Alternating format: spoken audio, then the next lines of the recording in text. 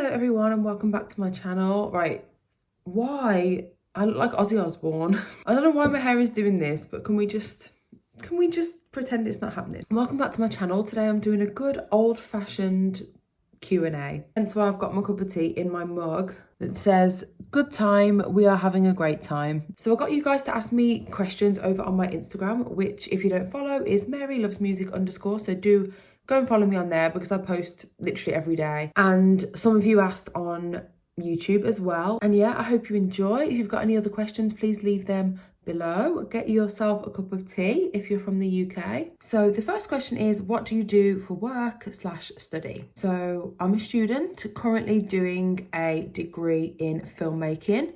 I've got one more year left so I've got a few more months and then I break up for the summer, and then one more year after that, and then I'm done. And I also work part-time at my university. Okay, someone asked what I think the best prog album is, which is really difficult. Obviously I love so many, but I think for the best, it would have to be a tie between Animals by Pink Floyd and Nursery Crime by Genesis. But check out my favourite prog albums video for more. Okay, someone asked me my favourite prog keyboard solos. Any excuse for me to show you guys clips of songs and I am there. And as always, I have literally so many, and I will show you some clips of my favourites. So first of all, this is from the song Nimrodel by Camel. This little bit here.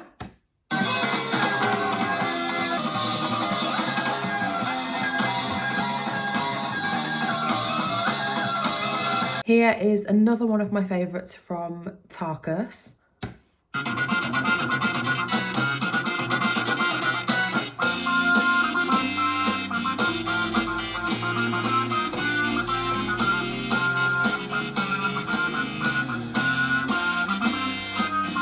Here is one from The Return of the Giant Hogweed by Genesis.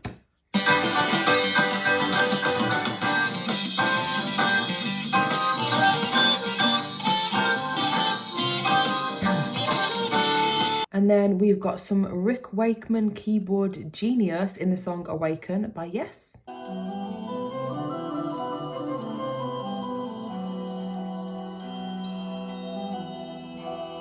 And yeah, those are probably my favourites that I can think of right now. Next, someone asked me my favourite decade for music, which is very tough. And I would probably have to say, I think I'm gonna have to say the 70s. I think it just has too many amazing albums for me not to say. And obviously Pink Floyd, like, need we say more? I probably listen to the most music from the 70s, but then again, I do want to say the 90s because Nine Inch Nails. But yeah, I'm gonna say the 70s, even though I'm probably romanticizing it because I wasn't alive, but it just seemed like a much better time to live. It really did. Next up is, have you always been this into music? And honestly, yeah, I really have. Like, ever since I was young, I've been obsessed with music. My dad is absolutely obsessed with music. My little brother is called George Harrison, for God's sake. So yeah, music has always been my like crutch in life to lean on, I guess. But having this channel has probably made me love it even more because I'm constantly talking about it. Someone asked, how do you find new music? Which, love this question. Honestly, I get a lot of music from my dad. I'm always asking him for recommendations. I also get a lot of recommendations from people that watch my videos, which I love. Like,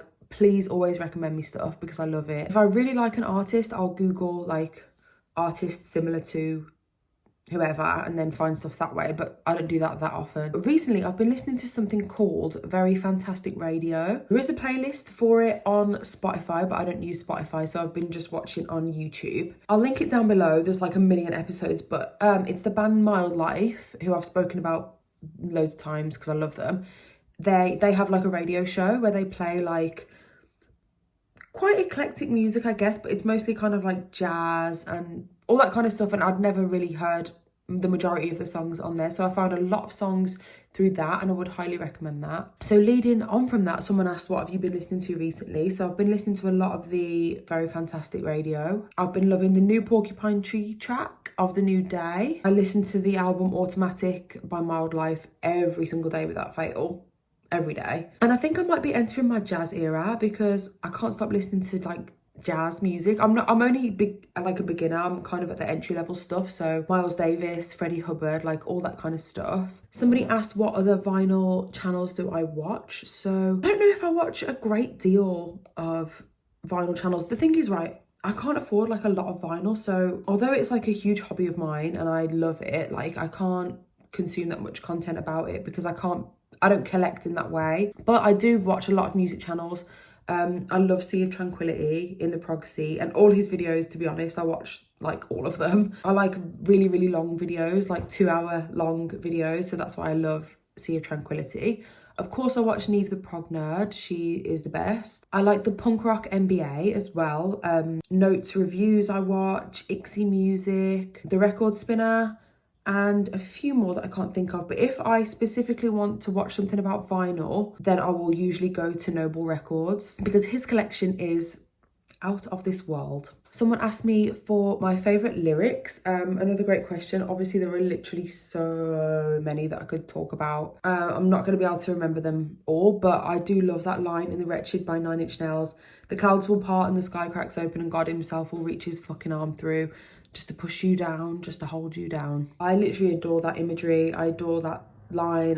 The Wretched is my favourite song of all time, so yeah. I also love in the song Dance Little Liar by Arctic Monkeys, when Alex says, "Who got itchy bones and in all your time alone can you hack your mind being riddled with the wrong memories?" That's beautiful. And then pretty much the whole of The Lakes by Taylor Swift. It's about the Lake District. And I love any songs about like the English countryside, I guess. I've got like such a strong affinity with the English countryside, obviously. When she says, "I want to watch wisteria grow right over my bare feet because I haven't moved in years," I felt that. Someone asked if I'm thinking of getting any more music tattoos. So if you didn't know, I recently did just get my first ever music tattoo, and it was obviously 9 Inch Nails. I'll put a picture up here. It's lyrics from the song The Great Below, and it's a bit of a weird tattoo, but I love it and it's absolutely huge and it was very painful. But I definitely want more music tattoos. I want more 9 Inch Nails tattoos, but it's really hard because I want to get the logo that everyone has, but it's just too like blocky and I don't know. I also want the flower from the Fragile album cover somewhere, but the image is so blurry that it's hard to like translate that into a tattoo. And then Pink Floyd tattoos, the possibilities are absolutely endless. Like, I want so many tattoos, honestly. Someone asked my thoughts on Weezer, and I've never listened to them before. Should I? Would you recommend? Okay, here we go, the big one. I've had this question a few times and it's so difficult to talk about and to answer. My thoughts on Manson right now with everything that's been going on. And it's literally so tricky. Honestly, I could do a whole video on this. I'm not going to, but I could. So much has been going on lately and I am struggling to keep up with it. I know that Manson was seen out with Kanye. I hate Kanye West though. Like, I really despise him, so not good. But I can definitely see why he's getting involved with Manson because everything he does is quite contrived and always is to garner some sort of publicity. So I can definitely see why the two of them are hanging out together. So I just ignore Kanye for the most part, honestly. But where I stand with Manson, I have been listening to him quite a bit recently.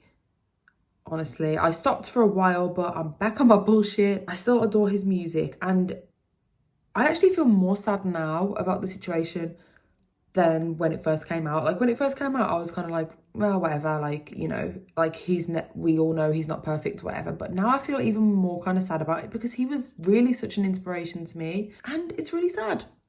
So yeah, I just try and keep away from it, I guess. I probably will keep an eye on what happens with the allegations. And someone asked me, will I still support him if he's found guilty? But I mean, define support, because I suppose, like, would I go and see him on tour? Even though never could see that happening. Probably not. I don't know though. Oh, it's so hard, I don't know. So in terms of financially support him, probably not. But in terms of like still listen to his music, yeah, definitely, always will. I don't know. I've got the Evan Rachel Wood documentary recorded on my like Sky Planner, and I haven't watched it yet because I don't want to be like, I don't know, I don't want to be triggered. But the point is, it's not about me, it's about the victims. And yeah, I don't know why this is such like a difficult topic for me to talk about. People always ask me and I feel like I never give a good enough answer. And the truth is, I'm just not sure. I'll keep up with what's happening with the allegations.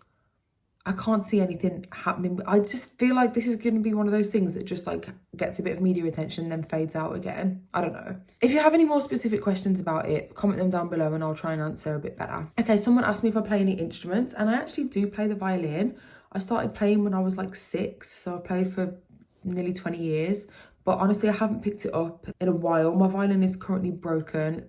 I've had it for so long and it's broken and it's really expensive to fix. So I haven't played it in a while, but I can. Someone said, did you have a goth phase after listening to all that Nine Inch Nails and Manson? So I had an emo phase when I was younger. I wouldn't call it a goth phase. It was definitely an emo phase. I think I've always been a bit of a wannabe goth. Like, I think goths look amazing, but it's kind of high maintenance and I am so low maintenance when it comes to my appearance. Like, I really can't be bothered to do anything. When I started this channel though, half of my hair was blue, but it is back to its natural colour now because I can't be bothered. I can't be bothered to keep dyeing it. So yeah, I wouldn't call myself a goth. I think I'm just a bit too boring for that, but I don't know. I have like 7 Nine Inch Nails shirts and I just rotate them every day of the week. New Nine Inch Nails shirt. Someone said, do you like Pineapple Thief? And I've never actually listened to them, but we all know I love Mr. Gavin Harrison. I adore that man. So maybe I should give Pineapple Thief a listen. Would you recommend? Let me know in the comments. And tell me what song or album you think I should start with if you're the person that answered this question. That asked this question. Someone asked my favourite bass line. Thank you again for giving me a chance to play clips to you because that's my favourite thing to do. So here are some of my favourite bass lines. I have so many, but here are some of them. First up is Sanctified by Nine Inch Nails.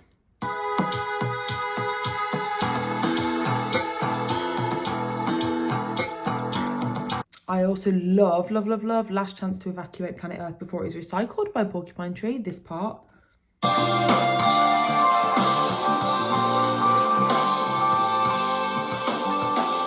I also love Headache by Motionless in White.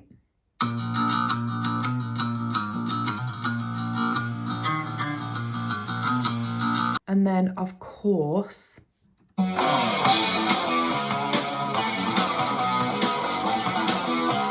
gorgeous. I have so many choices for that, honestly. Okay, next up, besides Ram, what other solo albums from Paul are a must listen? So again, this is a topic that truly does deserve its own video, and I will do this at some point, I think. But as a quick synopsis, if I had to just say a top 3 now, obviously Ram is the best, but you said besides Ram, so oh, it's hard. Flaming Pie, Egypt Station, Kisses on the Bottom, and then I have to say one more, McCartney 1. Flaming Pie because it's super accessible, loads of great catchy songs, very fun. Egypt Station because it shows that even in his later albums, he's still got it.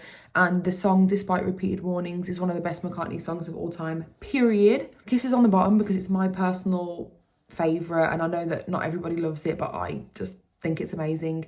And McCartney 1 because it's really stripped back, it's unique, it's fun, it's interesting. So yeah. So 2 people asked what my other interests are outside of music, which is a really nice question, so thank you. Obviously I love filmmaking. As I said earlier, that's what I study at uni. I love editing as well. That's what I hope to do for my future job when I leave uni. I also love hiking and walking in the English countryside. I spend a lot of my weekends hiking and walking. I just love nature so much. I love camping, anything outdoors, adventure-y, that kind of stuff I love. I love reading. I love just chilling. Like, I love being in my garden reading. I'm quite like a chilled person, I guess. I'm very like low maintenance person. Also, another 2 people asked about local bands that I can recommend, and I would love to recommend a really unknown band from my area. They're really small, really sort of underground. Most people haven't heard of them. They're called Black Sabbath. Joking, obviously, but Black Sabbath are from Birmingham, where I'm from. So are the Moody Blues. I guess that's my claim to fame. But in all seriousness, I felt really bad about this question because I actually don't really listen to any local bands. Like, there's not much of a scene. Maybe there is a scene and maybe it's something I should get involved in, but I really don't go out much. So I'm really sorry. It's a terrible answer. Someone asked songs I can't stand and why. This is an interesting one. And the first one that comes to mind is the song Wuthering Heights by Kate Bush. I really hate it. I hate it so much. I don't know why, I just hate it. Do you know what I also hate as well? The song Sweet Caroline. It was recently like the song for the Euros football, whatever. I don't know anything about that because I don't care about football. But it was just everywhere for months and loads of men would be constantly singing it and it was really irritating. So yeah, bad memories with that one. And another one that I truly hate from the bottom of my heart. I hate this song. I'm actually getting annoyed even thinking about it. But it's that song that's by Mumford & Sons. It's like, and it was not your fault but mine. I really fucked it up this time. Every time I accidentally hear that song, because I would never hear it on purpose, I just want to evaporate into the floor and just die. I know that's dramatic, but I really hate, like, okay, so bands I really, really hate are like, you know, like Mumford & Sons and like Bastille and Imagine Dragons, like that group of bands I just hate. And that is so negative and so nasty of me to say, but I have to be honest. Just so we're not ending on a negative note, the final question is, what are your favourite film scores / films in general? So my favourite film score and my favourite film come hand in hand. They're both the same, and it is Lord of the Rings. The Two Towers is my favourite, but the music for all of them is great and they're all amazing. Howard Shore is a genius. I also think The Social Network is the best film of the last decade, and I'm not even just saying that because Trent Reznor did the soundtrack. I actually saw the film way before I was into Nine Inch Nails, but the score is obviously amazing and the film is incredible as well. But anything Danny Elfman, I love The Nightmare Before Christmas. That's like my childhood in a movie. I also love the score for the Wes Anderson film Isle of Dogs. And I also love the songs for the film Willy Wonka and the Chocolate Factory, but the old version, not the crap piece of shit Johnny Depp version. So that is all the questions that I'm going to answer today. As I said, if you've got any more, please leave them in the comments. And I love doing Q&A, so I'll probably do another one in the future. Thank you so much for watching if you've made it this far. I really appreciate it. And I will be back next week for another video. So I'll see you then. Bye.